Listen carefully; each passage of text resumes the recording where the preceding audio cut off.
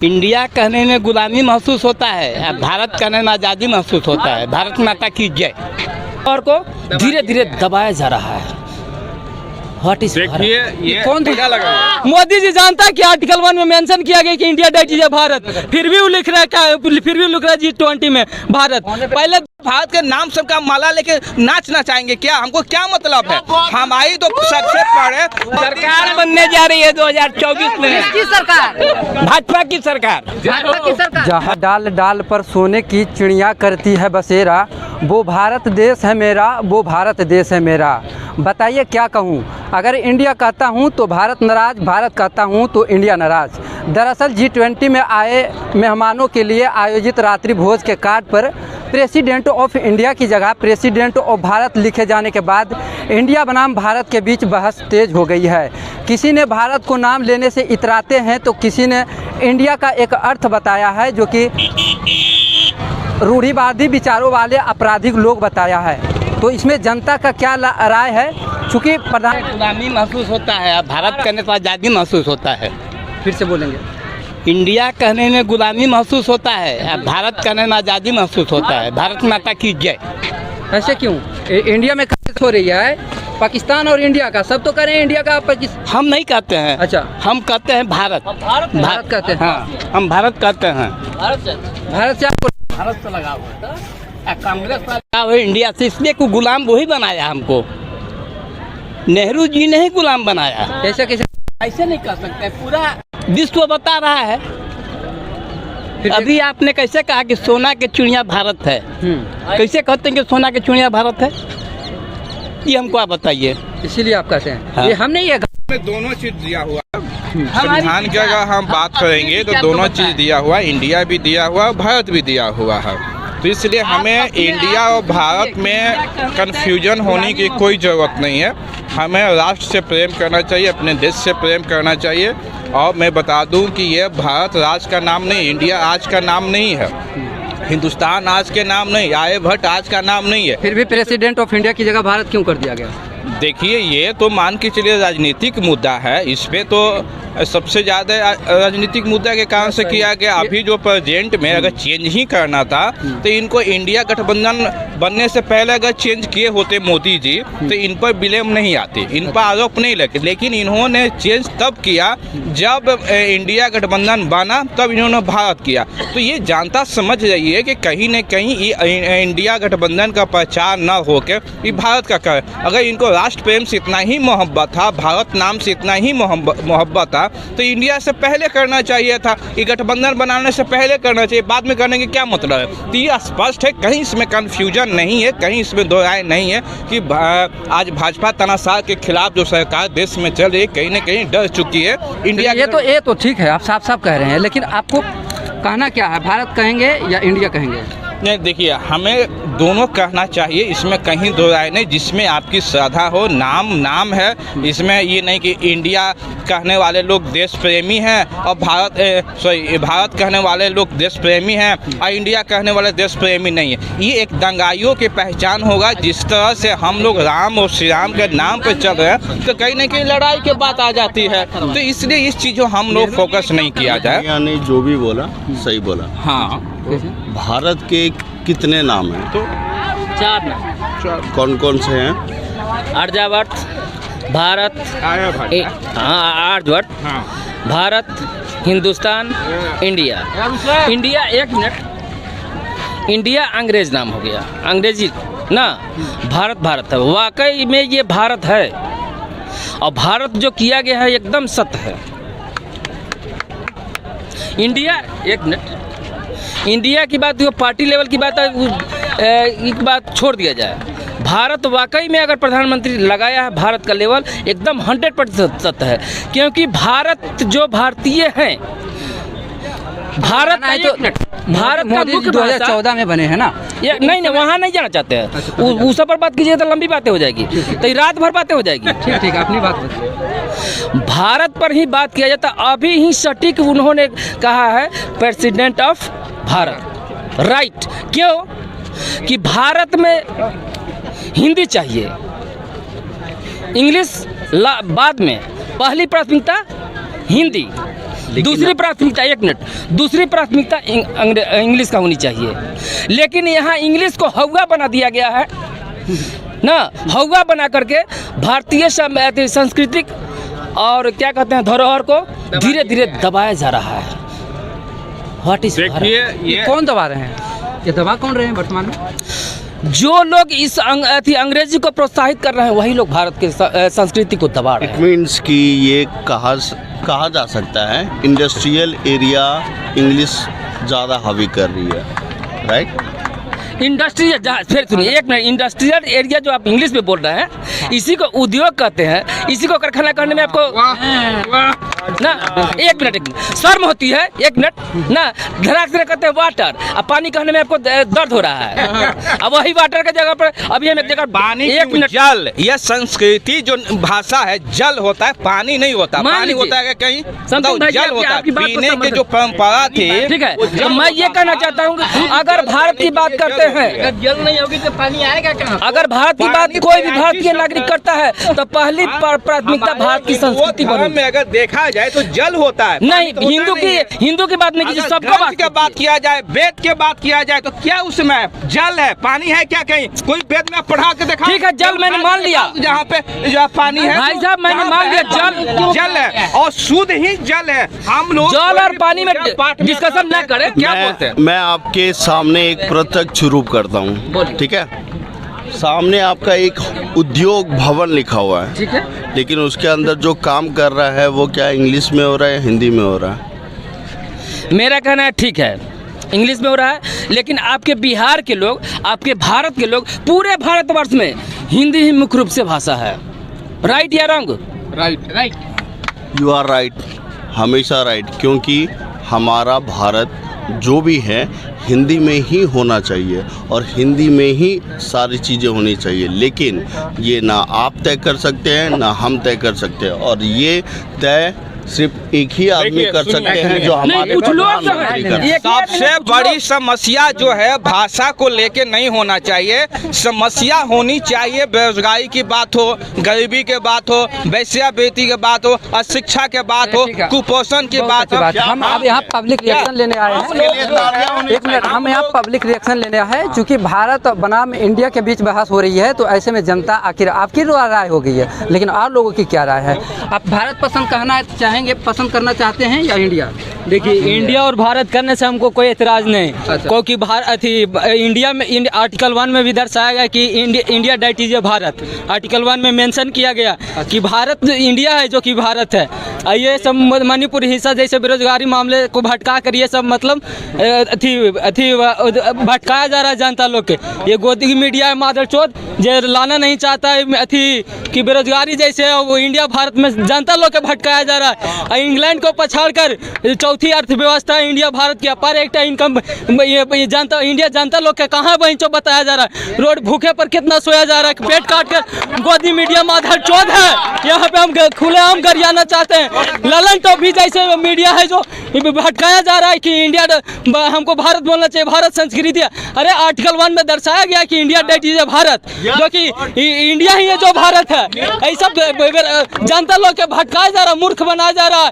और कौन प्रधानमंत्री एक दिन भी छुट्टी का मेंशन कहाँ किया गया है? छुट्टी का मेंशन कहाँ किया गया? प्रधानमंत्री के थी लिखा ही नहीं गया कि प्रधानमंत्री छुट्टी ले सकता है। वो आराम कर रहा था लेकिन उसको छुट्टी नहीं गिना जाएगा। गोदी मीडिया है जो कि भटका दे रहा है इंडिया के। प्रधानमंत्री मोदी जी हमको एक दिन छुट्टी नहीं लिया। हिमाचल 14 गोदी मीडिया हमको लाए सामने, हम बोलते हैं मीडिया के कहाँ पसंद करते हैं हम लोग? पसंद करते हैं उसको, ये मौलिक अधिकार लोग स्वतंत्र है जी। कोई भी जनता किसको पसंद कर सकता है, इसमें कोई एतराज नहीं हमको। यहाँ पे इंडिया आज़ाद है, भारत जो आज़ाद मौलिक अधिकार प्राप्त है कि किसी को भी पसंद कर सकता है, किसी को भी कर सकता है। दरअसल आपको एक देश के नेतृत्व करता प्रधानमंत्री जी मोदी जी से नफरत है या गोदी मीडिया से? हमको गोदी मीडिया मोदी के नीतियों से नफरत है। हमको ये कहना चाहता है